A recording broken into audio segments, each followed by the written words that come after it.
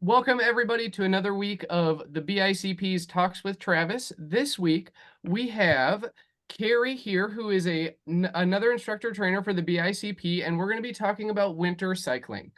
So just a little tiny bit about Carrie before she continues to introduce herself. I got to meet Carrie, I believe it was 2021, at an instructor trainer conference that we had in Las Vegas.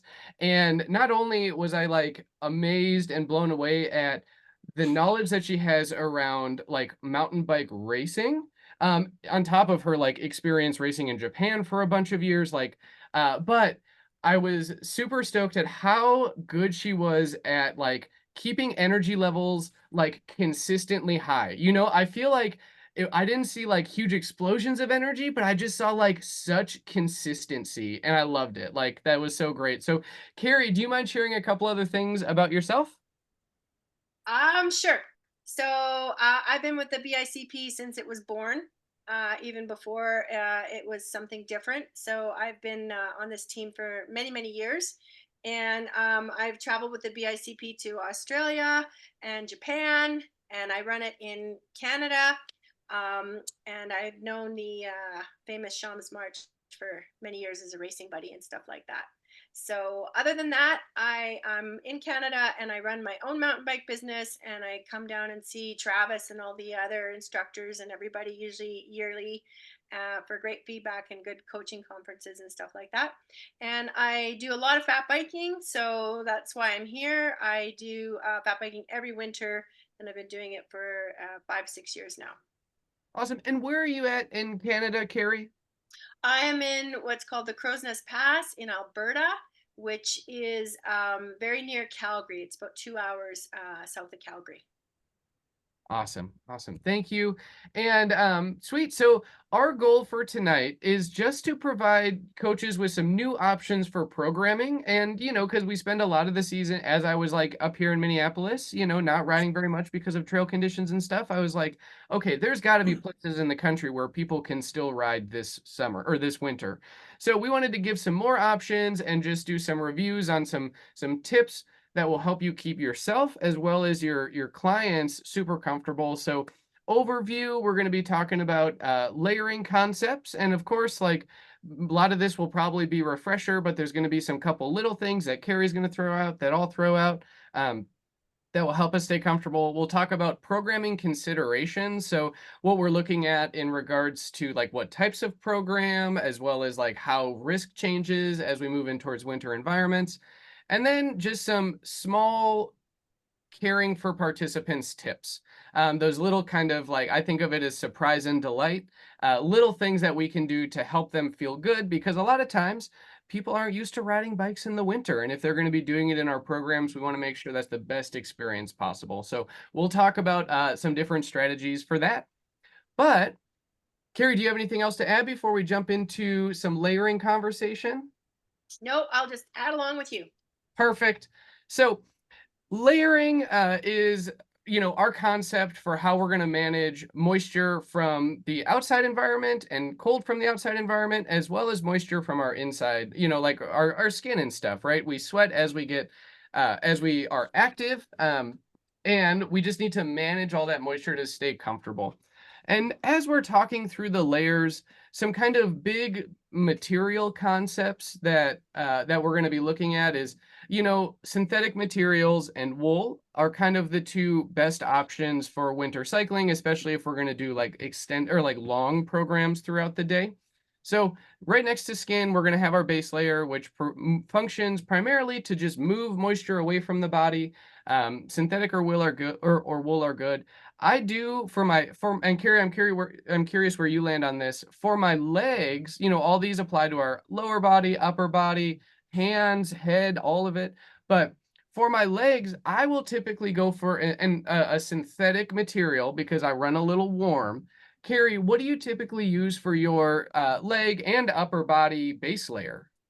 Um, yeah, I did do a lot of synthetics before, but then I was lucky enough to get sponsored by a local company here in Canada called Wool Love, and it's all merino wool based underwear. So I have merino wool leggings, merino wool base layer, and I just love it. It's that's my go-to now. Excellent. And I mean that is really so okay, over the course of a day, what do you think what is the wool giving you? I mean, do you feel fluctuations in temperature or does it stay pretty consistent?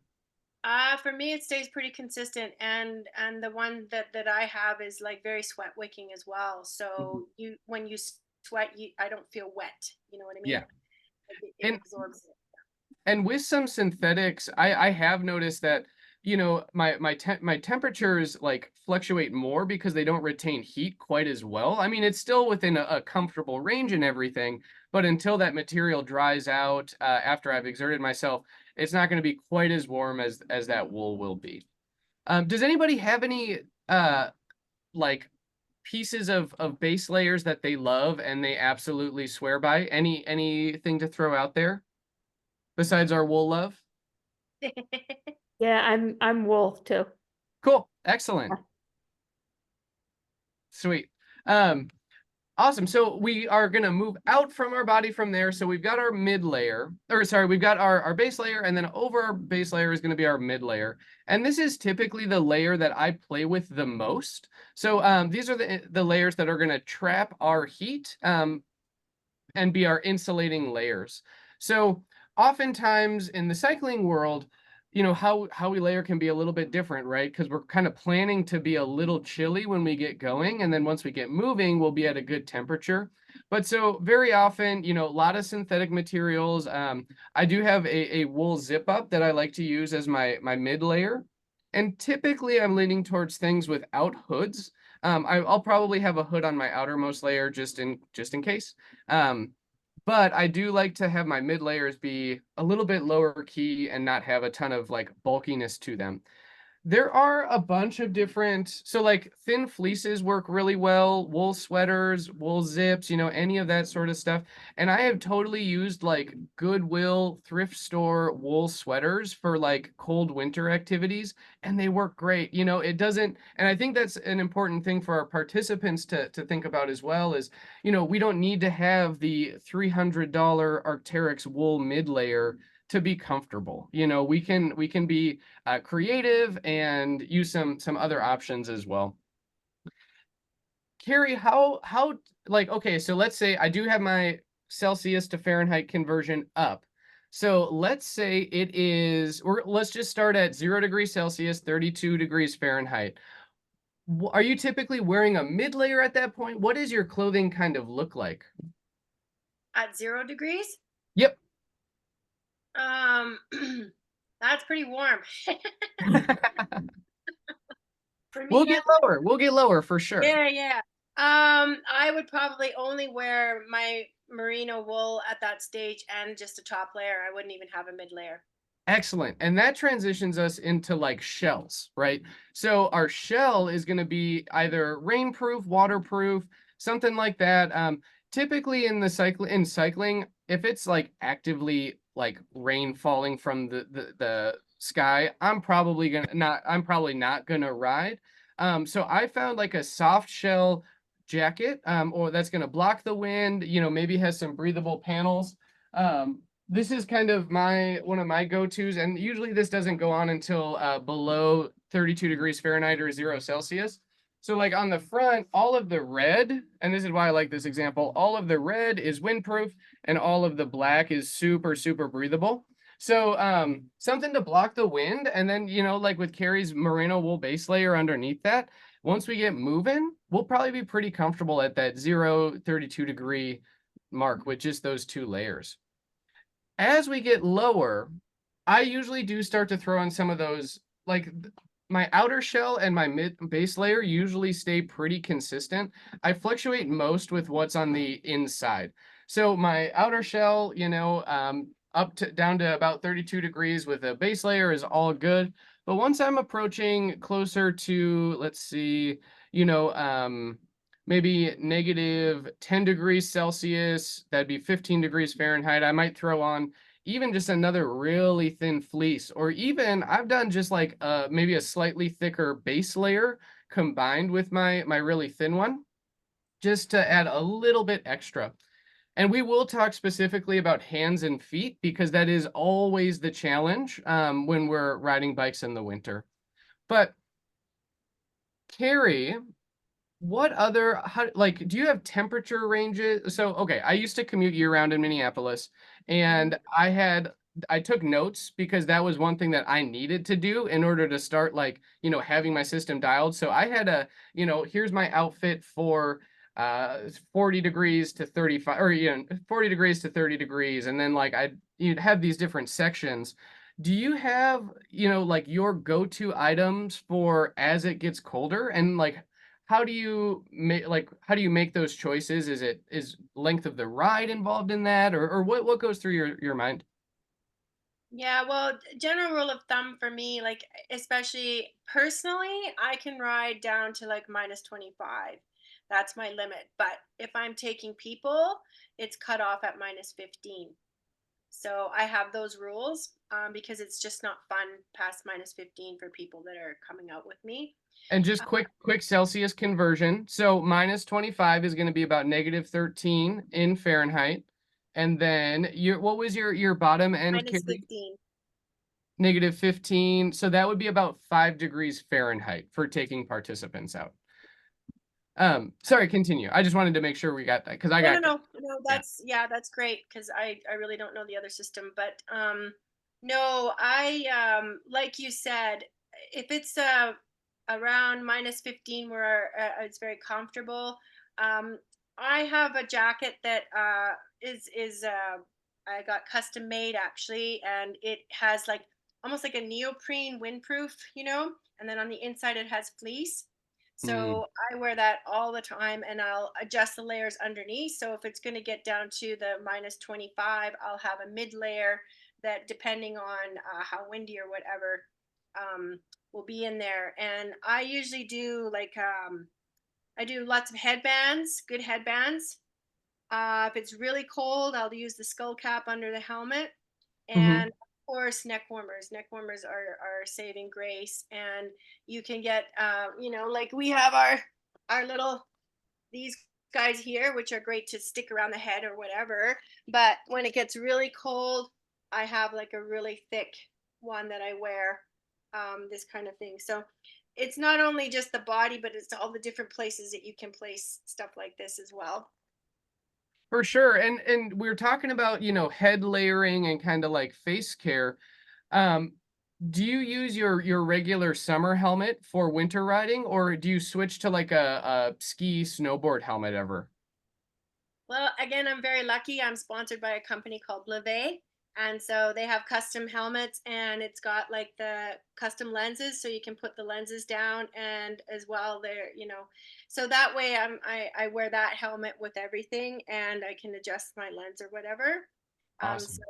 mhm. Well, But and before that, I just wore a mountain bike helmet. totally. And I think that you brought up a really good point there is like eye protection, especially if there's snow on the ground, like some sort of sunglasses and even, like I'll be working on my van when it's like 20 degrees and I'm still putting on like some sort of glasses just to like prevent wind from getting in my eyes because it has like a huge impact. So make sure we're protecting the eyes. And I have seen a number of folks use, ski snowboard helmets for fat biking, winter riding, that sort of thing. Um, and I've done that like from time to time and played with it, but I always thought that like, so we're in, in like a lean forward riding position and our heads up a little bit.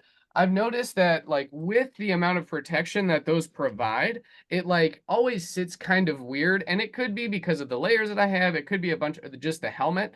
Um, but I have found that in cold temperatures, if we can stop the wind with a couple headbands, I usually go like wind resistant skull cap and then like a buff over my ears and then like another buff to tie it all together.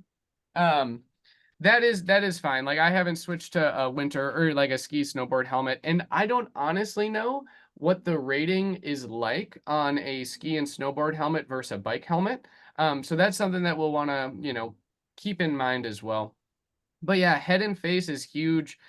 Um, One thing when we're looking at the temperature as well, And I do want to, like, we'll move on from layers in just a minute here, because I know that, we're all outdoor industry professionals, and we don't need to hammer home too many points. But if we are looking at those temperatures, and if we're looking at those temperatures that are, let's say, um, 10 degrees Fahrenheit, 12 degrees Celsius or lower, if we have a fair amount of wind coming in at that as well, we can definitely get some really like uncomfortable feelings on our face. Like, our face is really hard to protect. So sunglasses work well. I found that if I use ski goggles when the temperature is above 15, just because from who I am, I tend to like fog them up a little bit. So, if they're nice and clean, that might be okay. Or if it's not like a crazy exertion heavy ride, some goggles would probably be appropriate. Um, but I've used, and my favorite one, I've used a bunch of the different like balaclava things that like go over your nose. And I'm way too sensitive to like moisture around my face. But I picked up this one that's made by Gore Bikewear, and it's super thin. And I just like cut out holes like bigger around the nose and cut out some of the holes around the mouth. And that works really, really well. So if you need to modify your gear because your clothing is getting like moist and wet, I encourage you to do so. It will probably void any warranties associated with that gear, but it made a huge difference for my comfort level at really, really cold temperatures. Awesome. So touching on hands, hands first. So hands are one of the like hardest things for us to keep warm. If it's uh I mean, our bike, especially if it's sitting in the garage or on the back of the car on the way to wherever we're riding, that bike itself is cold, and we can feel that cold through our hands. So, Carrie, I'm looking forward to hearing your hand layering system. But for mine, I typically will just go with a, standard bike glove, whatever, basically a liner glove. And then I usually just throw an over mitt over it. I do still have independent use of this finger for braking, which is really great, but it is a little bulky. Um, but that bulk and that extra space in there, it creates air for us to warm up, and then it's trapped by the gloves. Like, it is, even if it's a little bulky and not like that performance fit, I feel good enough like on my regular riding conditions to control the bike. But it is also something that, if you have like an over mitt like this, you can put layers on underneath it too, right? Like, this is our moisture wicking layer maybe. And then we have like a slightly thicker fleece glove that we could throw under as it gets colder. Um, I have also used these lobster gloves in the past. These are probably like 15 years old, but they're still holding up great. I usually don't use them for mountain biking, mainly just because of the finger separation. I just of course prefer to use just one finger, but I will use it on my gravel bike or a drop handlebar bike, as I am riding in those cold temperatures, because then I can still operate the hoods pretty well, um, and have or operate the brakes from the hoods pretty well, and then they still feel really, really good. So, Carrie, what do you do for your hands? How do you keep those comfortable? Um, well, like you, I prefer to have like, the one finger, and I have the same deal. I have these gloves that I wear, and they have the removable fleece inside, and you can fleece it up. This is like a 200, and then I've got a 300 or whatever. But my go-to usually is I like the pogies. And the reason that I like these is because I can always see where my dog put my gloves here. I can always wear kind of like not a biking glove, but they're just a bit more. And then I can always have my one finger. And because these pogies break the wind and keep my hands warm, then I don't have to worry about doing. So that's usually where I go. But if it's too warm, you don't want these, and then you just go to insulated Gloves. gloves. So Yeah. about And the same as you. those make a crazy difference. So yeah, those are gonna attach onto the handlebars and give you like, you're basically like putting your hand into like weatherproof shields. Like, it is a So it's very in here, and this hooks on to the handlebar. Oh, and I should mention that again, this company, and there might be other companies that do it out there, but they also make special grips for winter. so that your hands don't freeze on the handlebar. So I have those grips as well. And they also keep my hand insulated inside. That's awesome. That's yeah, I love that. Anything to stay a little bit more comfortable, you know. Yeah. And I have, you know, there are times when it's really cold, and we'll touch on this a little bit more, but hand warmers, like, don't just like throw hand warmers in your gloves if you need to. I have heard that the best way to use hand warmers is by putting them on your wrist somehow, because then that warms up the blood and then that gets out to your fingers. And same things if we're using toe warmers. We'll talk about feet here in just a sec. If you can get that hand warmer on a big vein that's going into your shoes and into your toes, sending blood into your toes, that's going to be a really great way, because especially with feet, if we get too like a hand warmer stuffed into our shoes, which maybe are a little too tight, and that cuts off circulation, that's just it's gonna lead to cold feet, regardless of how thick our boots are, or how thick our socks are, or anything like that. Circulation is like the biggest thing we can do to keep our feet nice and comfortable. And moving on to feet, Carrie, what is your foot system? What do you use to keep your feet comfortable? So again, I have Blivet boots. They're special winter boots, but I'm cold-blooded. My fingers and toes get cold no matter what. And so I've tried everything, and finally I have electric socks. And that for me is the only thing that works. So I love I it. spent a bit of money and went and got some electric socks, and I love them. Yeah, and that's sweet, you know, and because everyone is going to have to make different changes to increase their comfort on the bike, and having those open as options is huge. Are your winter boots clipless? I have clipless and I have clip-ons. So Okay. depending, but most of the time I ride like flat pedals in the winter time. Awesome. And yeah, like because I have a pair of winter cycling boots as well. They're made by 45 North. And I have them set up. I mean, they're, you know, attached to the pedal boots. And I found that they work pretty well, but the transition, I'm so bad at the transition back to clipless pedals. I definitely tipped over on my first ride back on it, just like going. It was just like, I can't believe I'm in this place, but here I am, and that happens, and that's not bad. It's okay. Um, but so yeah, what I like to do, and sometimes I'll use the boots, but you know, our participants might not have those options. So I think like a good option for our participants, kind of like the best thing we can do is like a hiking boot, really. Um, a winter boot might be appropriate, but they also tend to be like maybe a little too bulky. But a hiking boot, as we get moving, is really good. The biggest downside to using a hiking boot is they're stiff. You know, it's really hard to feel where that pedal is under your feet, and that's tough for me. And I was thinking about riding with my boots on flat pedals, and I was like, I just can't. I don't know. I don't have any idea where the pedal is because the shoe is just like too stiff. So that's something to keep in mind. And, you know, when we're riding in the winter, especially if it's with a group of participants that are out for the first time, you know, we're probably not going to be doing like a jumping at that time, or, you know, big bunny hops, or things like that. So, eh, I would say foot warmth and comfort is going to be a much bigger thing.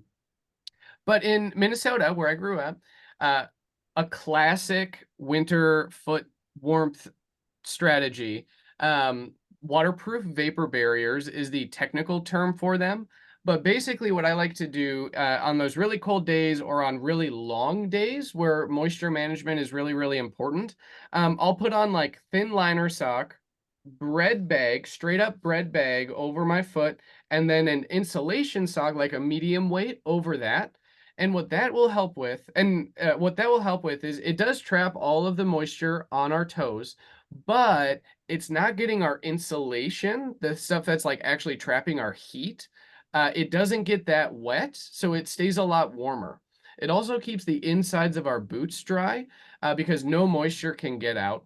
And sure, your feet will get a little wet, but as long as we like continue to move, or you know, if it's a really long program, if we stop moving, throw on some new liner socks, your feet will stay super comfortable throughout it. Has anyone played with bread bags in their boots? Awesome. Mark, I excellent. actually have a quick thing to add about that. Please do. So I have a product. It's from the company, I believe, Gore, and it's Okay. essentially a bread bag, but it's made out of Gore-Tex. So, and it works really well. Your feet always stay dry. And I've had times where it will make your shoes feel a little tight, but it will keep your feet drier and warm. Yeah, for But sure. essentially, it's just a $50 bread bag.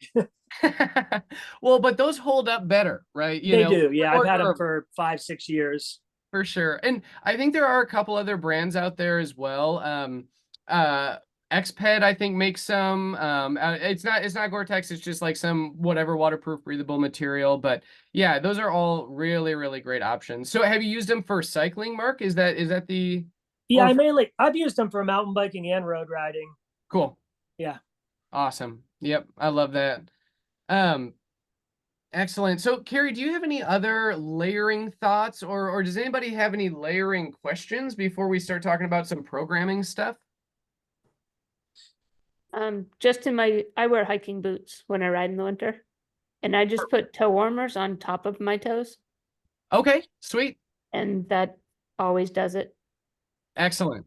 Yeah, That's where when I did use toe warmers, the perfect spot right on the top, not yeah. underneath, on the top. Yeah. Excellent. Sweet.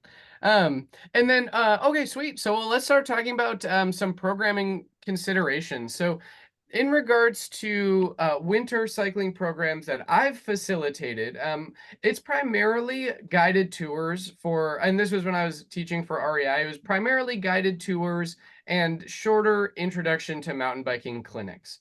To have a group of participants out for, you know, like to be with them for an 8-hour day or overnight can be really challenging. There are things that we can do to make that happen. But Carrie, what type of programs have you operated with your business? I do fat bike and fondues. So I'm really lucky enough to have a really easy course, mostly because I get people that are, this is their first time to try a fat bike or whatever. So you want to have it nice and flat so they don't die, and especially in the cold. And I don't go any longer than an hour and a half maximum, sort of thing. And then right after that, we go into an associated business that serves like chocolate fondue with strawberries and all that, or they can have the option to have a cheese fondue. So I make it, you get a little cold, you see the scenery, and then you come in and you warm up. And back in the day when I worked in Japan, we'd actually dig the pit, bring all the stuff, and do it in the outdoors, which is fun too. But I think people prefer to go inside and get a little warm now. It really depends on what you have for your facilities and your outdoor stuff. So Well, and what I love about that as a program as itself, it creates much more, like guided rides are social as well, right? Like that's part of the intention, but it creates like a very like encompassing experience. We get to talk about what we're going to do. We're going to go do the thing, and then we're going to talk about how fun doing that thing was in a social setting, which I think is awesome. Um, I've gotten to play with a few programs like that as well through my work, but we didn't get all the way up to fondue. We primarily made s'mores or went and got a beer. Um, all good options for sure. But I love the idea of like bringing those two things together. Um, Like I bring my camp stove, and then we do hot chocolate, tea, and cocoa right in the parking lot. yes, that's nice. That's become a big hit. and Terry, you just nailed one of the fun ways to care for our participants that we're going to touch on later. Yeah, hot chocolate on the trail is huge. And really that's going to be, or hot chocolate like around the timing of the program, before, during, after any of it is really great because that's going to help us manage risk around cycling, right? So, I mean, when we're at these temperatures, we have the risk of hypothermia, we have the risk of frostbite, dehydration, like all those things. And a cup of sugary, delicious hot chocolate or apple cider will help to mitigate all of those risks that we're dealing with. So when I would provide hot drinks for classes, we would have like hot chocolate apple cider when they were arriving. Like we'd have it just like ready to go there because then we'd talk about like, get all of our, do safety checks on our bikes while they're drinking hot chocolate and, get gear set up and stuff. And then I would bring like a thermos where, you know, we could just like top off a little bit as we are out on the trail. And then afterwards, and this does, you know, I was very lucky to have like an excessive number of very well insulated thermoses, which is why this worked. So like then we were able to have some hot drinks at the very end too. But Terry's idea of bringing a camp stove is a really, really great option. And that's going to help us keep our participants fueled through just some extra sugar and all that. So Carrie did mention the coldest temperature that you operate in. Could you remind me of what that was? -15. Minus 15, 5 degrees Fahrenheit. That's right. Um, and that's pretty chilly. You know, I think we need to also think about like our regional considerations. So depending on where we are, you know, if we're in Sedona, a winter ride out there is still chilly. You know, it can still be in the 20-degree range. But there's not going to be quite the level of risk as compared to even colder temperatures. Um, when I was working for REI and we were trying to determine what our bottom end temperature would be, it was really challenging. So we had you know, we had to cancel this one particular class like 3 times because it was -20 or -30 degree wind chill and just like and sorry, -20 Fahrenheit, bad wind chill, all of that. And one day we were like, okay, the weather looks like it's going to be 0 degrees Fahrenheit, which is going to be right around 0 degrees Fahrenheit. Sorry, looking for it. Which is going to be right around -18 Celsius. Um, and we're like, okay, let's see if we can do it. And the day came, it was -6 degrees, colder than we expected. And so I ended up just calling our participants. And these are all folks who, you know, are living in Minnesota, trying to recreate in the winter in Minnesota. And based on that group and the discussion that I had with each of the participants, because then we talked about what clothing we're going to bring, what solutions we have for getting warm if we need to. We did run the program at -6 degrees Fahrenheit, and it was tough. You know, it was like a struggle for me to stay warm, and I like to think I've got my layers pretty dialed. But that amount of time was really challenging. And so what we had to do, you know, we've got our basic skills assessment, which was like how we were going to start out our tour, right? Because it was just a mountain bike tour.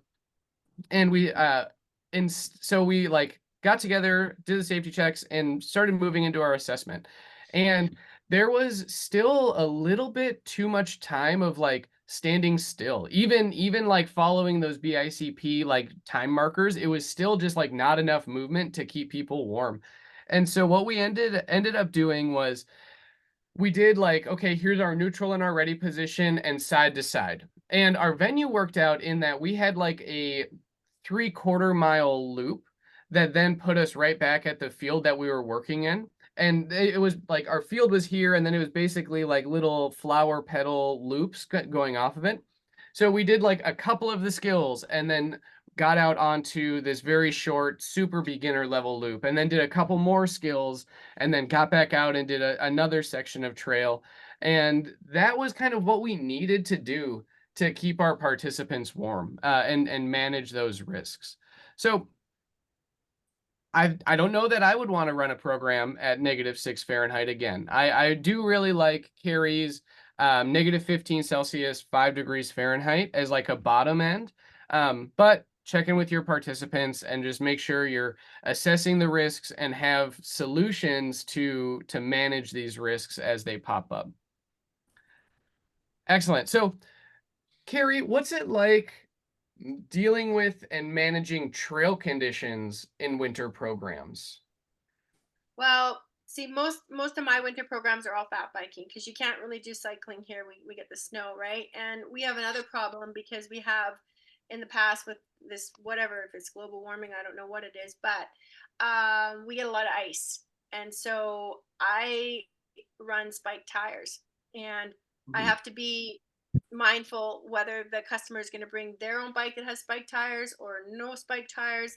And then there's the issue of, is the trail groomed? Is it packed? Is it too soft? And we've also had the issues where it's been too warm. There's no way we can go out because the snow is too soft, right?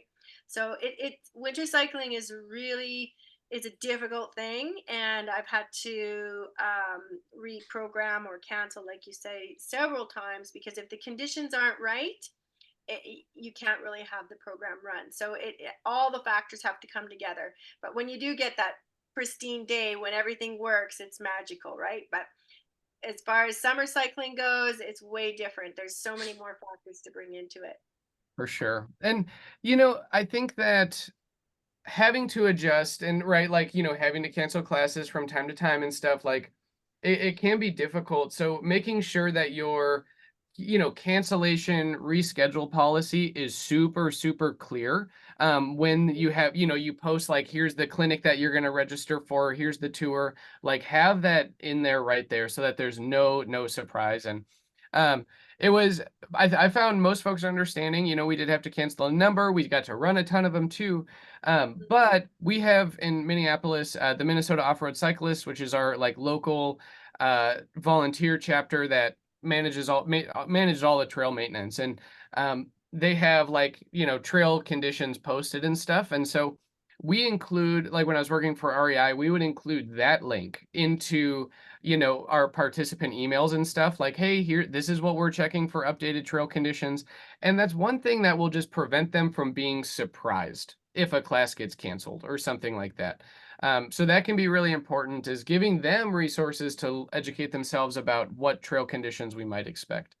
And Carrie also touched on some equipment stuff, right? So with ice, even with 3.8 to 5-inch fat tires, if it's icy, we're still probably going to need we might need some studded tires. Carrie, do you run studs in the front and the back? How Oh, did you, yeah, excellent. yeah, because our conditions are like that. And actually one of the worst places in parking lots. You get out of the truck and they're like can be like a skating rink, and they're endangering themselves right there. For sure. And yeah, we've at REI, we had some similar issues with trail conditions, and we were fortunate enough to have we had a fleet of 10 fat bikes, and we would only run 6 people programs for that program. So we were able to use that. But like 2 years into it, we just like stopped getting as much snow as we needed, and the studded fat bike tires were what we needed to make it happen. But I think that there's so many fat bikes out there, and I think don't okay, like offer this program even if you don't have bikes to give people, right? Like that's and Carrie, has that been working pretty well for you? Like bring your own bike type stuff? Yeah, bring your own bike, and I'm fortunate to have a shop in town that works with me. And I always, when you talk about programming, I'm always sending an email, and I say I'll touch base with you like midweek, and we'll check the weather forecast again. And I have a connection with the groomers, so I know exactly when. Or if I have a big tour, I'm in talks with them, asking them when they're going to groom and this kind of stuff. So there's a lot of preparation that goes into that as well. For sure. And I guess like, yeah, I think and if you can create a relationship like Carrie has with the shop, that's huge. Any way that we can, even if we can't provide that equipment, like, hey, this shop rents bikes. Check in with them, give them this discount code that you got from me, whatever. If you can make that happen, that'll help out a ton. And so you mentioned that your like riding time, Carrie, on your clinics is like an hour and a half, which I think is pretty solid, especially if we're working with those beginners, because like riding bikes in the winter. Not only is it more challenging staying comfortable, but it's just more challenging in general. And so we want to make sure that our participants aren't getting fatigued, right? It's a lot harder to take them on the exact same, 8-mile tour that we take people on in the summer. We might have to shorten that to like 6 miles or 4 miles even, because of that length. Yeah, no, and I don't know if anybody's ever experienced, but having like families, like I've had a family where there was, I think he was maybe 11 or 12-year-old boy, and that was really tough.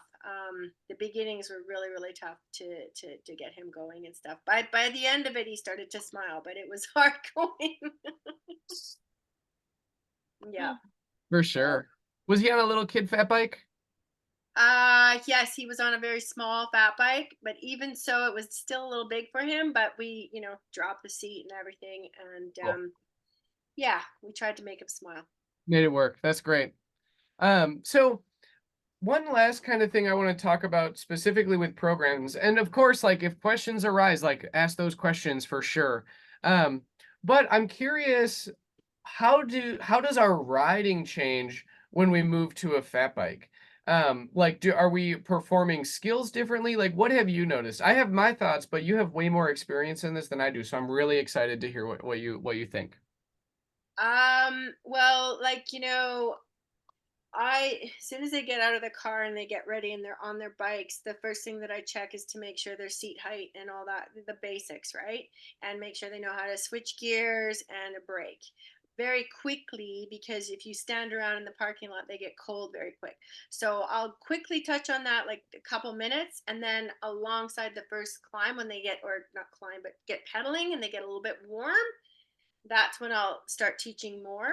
And so I Mhm. break it up, because if you just sit there and you give your spiel and they get cold, they're going to be miserable for the whole thing. So it's a good idea, like you said, to get them going right away, and then along the way, keep stopping and you keep adding things. Mhm. And the course is easy enough that there's not a lot of technical stuff on my course anyway. That they're not going to hurt themselves if they don't learn how to like get low or stuff like that until a little bit later on. Mhm. For sure. And I guess so I love the introduction of skills. I mean, how do you feel about cornering, like the skill cornering specifically? How do you does your technique change when you're on a fat bike on snow versus when you're on your, your mountain bike on dirt?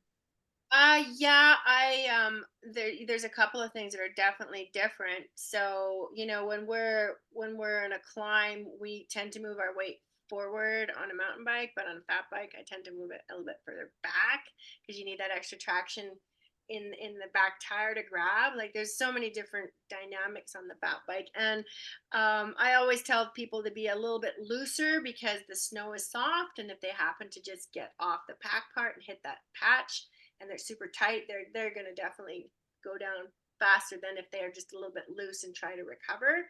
So just some things are different on the fat bikes in the snow than on the regular bikes. Yeah.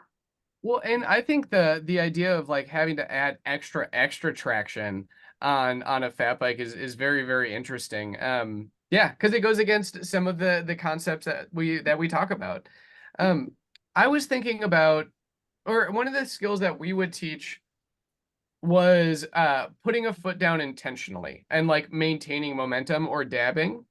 Um, that was something that we worked in because, like the rate of washing out is a bit higher in the winter. The rate of instability is higher in the winter. And so if our participants can like put a foot down, push off, and keep going. So that was a drill that we practiced specifically. I don't remember the keywords that we used for it, but we did make some up for sure. Um, but that would be, so that's something that I might throw in there. I also thought about in my personal riding on fat bikes, I was thinking about cornering, and it's involving that traction as well. And I found that just like overall, I spend less time out of the saddle. And thinking about cornering specifically, right? When we're cornering on our mountain bike, we're low ready position, we're leaning the bike and looking, and then we're riding the bike at the end. On my on fat bikes that I've spent time on in the past, I found that I was staying on the seat and then still leaning the bike and kind of like scooching my right sit bone onto the left side of the seat. So I could maintain traction and still have a little bit of lean of that bike. Um, because if we're up off of the seat and we're cornering like we typically would, I found that I would wash out more or have the rear wheel kind of spin out a little bit more. What are your thoughts, Carrie?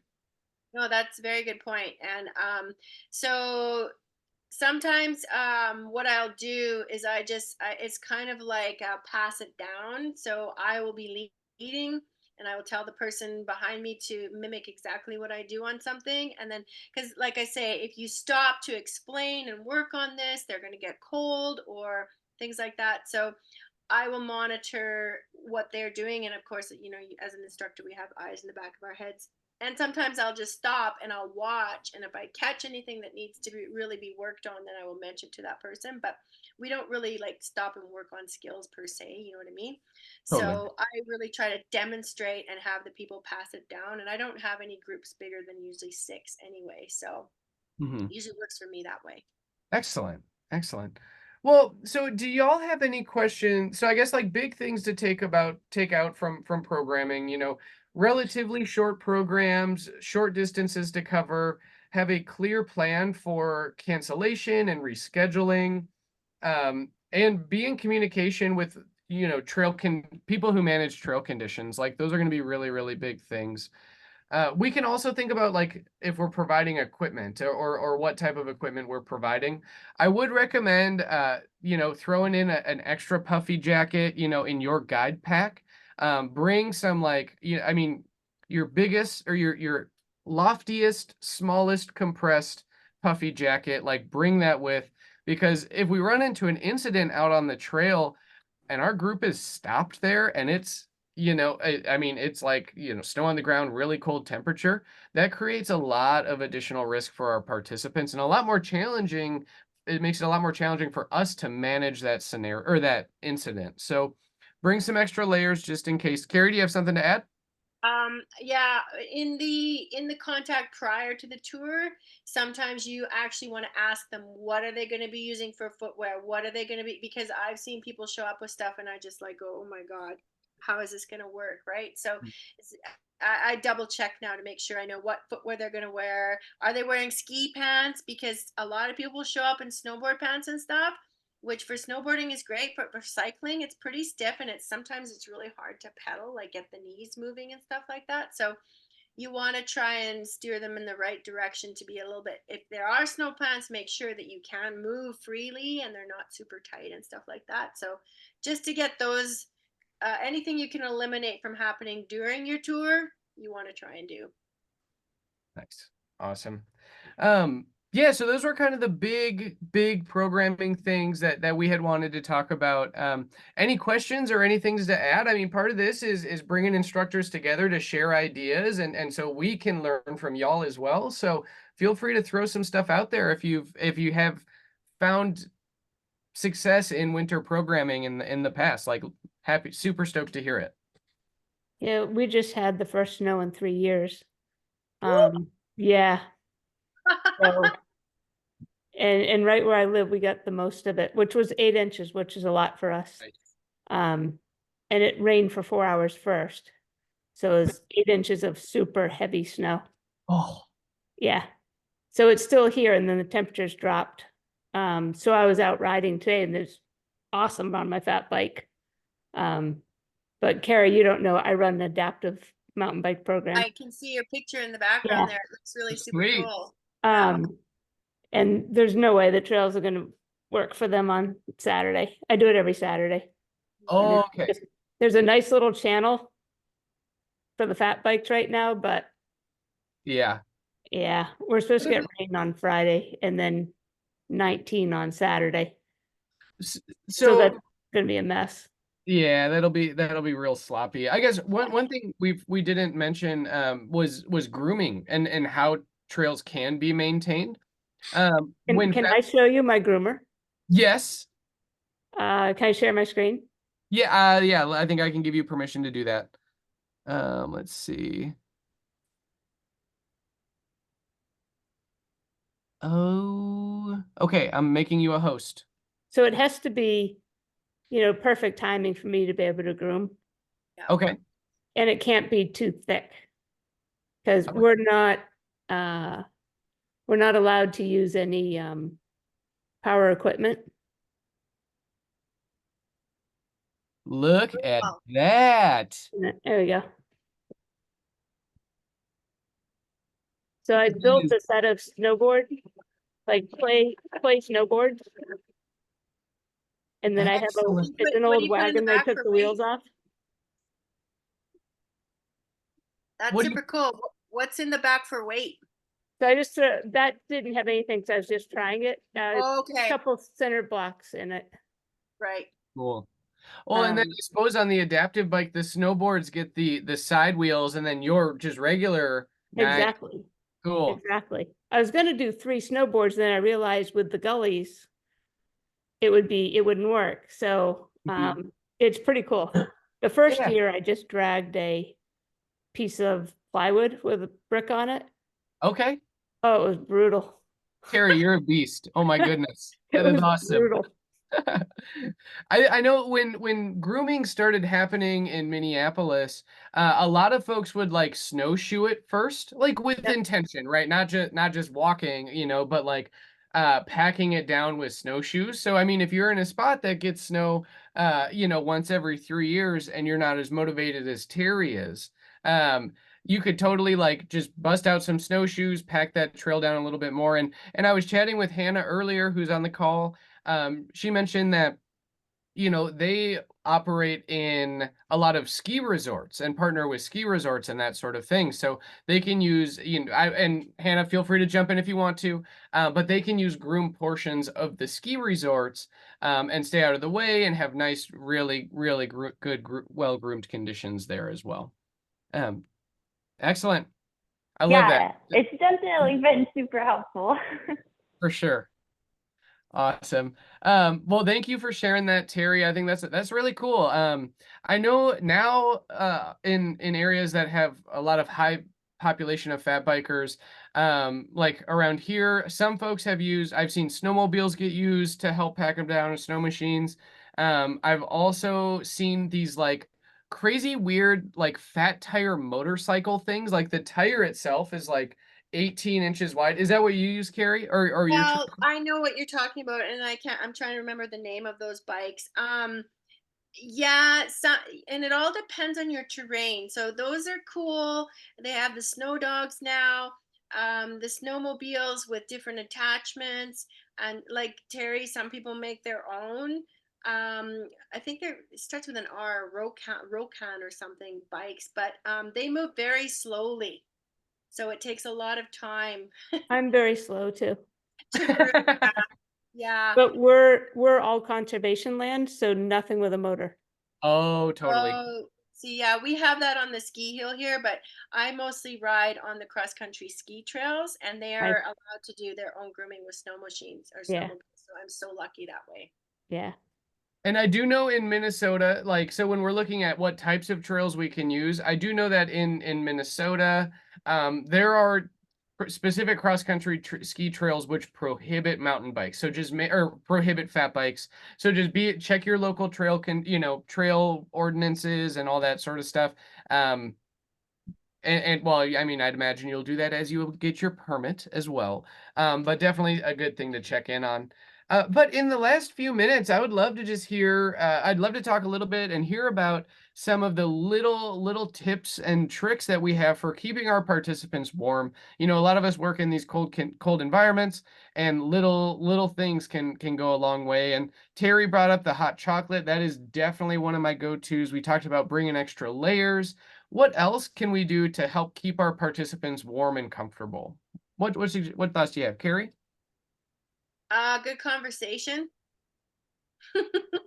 Totally. Keep it engaged, right? Like make sure they're staying Keeping them hydrated. engaged. Yeah, Yep. for sure.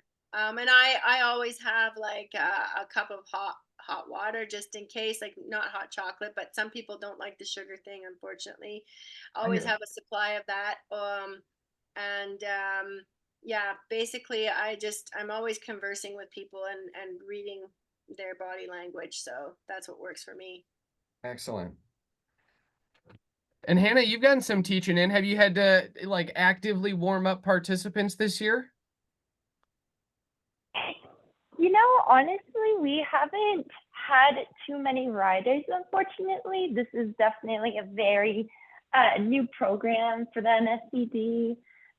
And what we have been utilizing is some of the skills that you mentioned earlier, mostly just, making sure we're limiting stopping time on the trail when we do have participants. Mhm. And I think since we are dealing with, we work mostly with veterans, so tend to be a little bit, older, which is awesome. But also taking that into consideration and checking the weather, making sure that, I know you guys were saying the ideal was, 5 at a minimum. I think for us, we are keeping it a little bit higher just because of that reason. And that's one of the main ways we keep people warm is that we're picking a day that has kind of a nice, not too warm, of course, but also maybe a little bit warmer than, the below teens. So, yeah. And Hannah, I think that's a great reason to adjust your minimum temperature, right? Like the coldest that you'll operate at. Like those are the considerations that we need to be thinking about. So I think that is all good. And like knowing your clients and who you're working with, that is super huge. Excellent. Yeah, for sure. So yeah, I'm just going over my notes. I think we touched on like everything. So keep talking points short, right? Keep things moving. And there are some exercises that I like to do and encourage my participants to do if we are getting cold, like if we're stopping for a snack for a couple minutes, like give some recommendations on what to do to keep warm. So jumping jacks is a good go-to. Some good, and so this was a big thing for me. So I've done a lot of winter camping, a lot of cold winter activities. I would always do jumping jacks and just go until I felt warm. And then one time I counted and then I've counted a bunch of times how many jumping jacks it takes. And it takes me 23 jumping jacks to start to feel warmth in my fingers if they are like cold and uncomfortable. So, 23 jumping jacks, bust them out. And hopefully your participants will warm up as well. And On a fingertip where I'm always making them do the old get the circulation in the tips, totally. Totally. And like even on the trail, you just like that deep arm swing. I mean, I can even feel blood rush into my hand right now or feel something happening in my hand. That can be super huge, very helpful. One skill that I taught as a joke in a fat biking class, but is actually like super practical, are blowing snot rockets or like, clearing our nostrils of snot.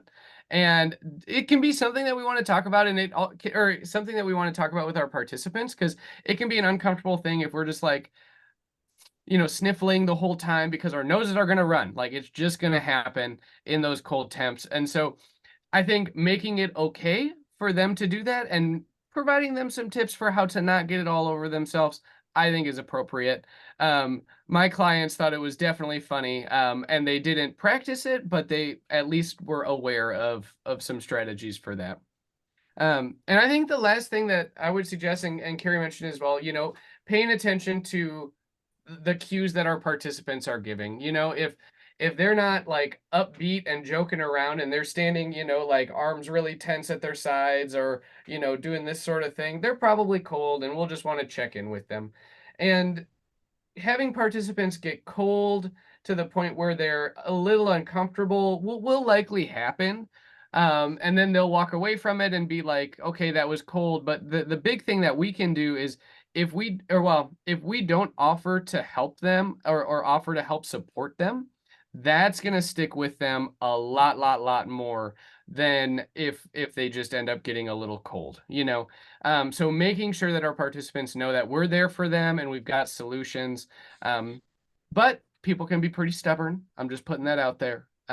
So let's make sure that we're not being a little too insistent. And if we have a participant who isn't, and I haven't done this with participants, but I have done this with friends, like if we have participants who are not willing to care for themselves, it's like, okay, we're going back. Like we're just ending this ride or we're just ending this activity because if our participants aren't willing to listen to us to stay warm, it puts themselves at risk and also puts the group at risk if there is an incident or it leads to something more serious. So we may need to call a program for a variety of reasons, and let's hope it's not someone doesn't want to do what they need to do to warm up. But awesome. And one little piece too is trail etiquette. As far as like, let's say you get out there, your tours, you're gonna go, you think everything is good, and then all of a sudden you're breaking trail etiquette because you're sinking into the snow and you're wrecking the course or this or that. And you have to be the person to say, no, I'm sorry, I thought it was going to work, but it's just too soft or whatever. Those kinds of things are very important to educate your participants so that they don't go and do something like that in the future. Thank you for bringing that point up, Carrie. That I think that is super, super important because not only does it show, I mean, it shows your control over the group, but it's also like, hey, we are, it shows your role as a steward and everyone's individual role as a steward in maintaining these trails, which I think is pretty awesome. Cool. Well, Carrie, do you have anything else to add? We covered all I was hoping to. No, I'm all good. It's great to chat, guys. Excellent. And are there any other questions before we wrap things up for the night? No, it's great. Awesome. And as always, I am super, like, I'm always looking for more ideas or ways to improve the talks series or this part of the BICP. So feel free to send me an email if you have any suggestions for topic ideas or things to improve. You can email me at travis@icp.bike. And I'm, super, super open to it. And it was really good to see some new faces. Hannah and Mark. Gary, is super good to see you. Terry, thank you again so much for coming. And big thank you to you, Carrie, for sure, for helping go through all this content or helping go through the outline and get ideas and just taking the time to be here tonight. Thank you so much. Thank you, Travis. Awesome. Well, everybody have a good rest of the night. And I'll do a social media post at @TravelinTravis on Instagram about whatever our next topic is. Unfortunately, it's not coming to my head right now, which I should have double checked on. I'm sorry. But I'm looking forward to seeing y'all again. Have a good night. Thanks. Thanks, See ya. Travis, thanks, buddy. Good night. Thank you. You too, guys. Bye, Gary. Bye.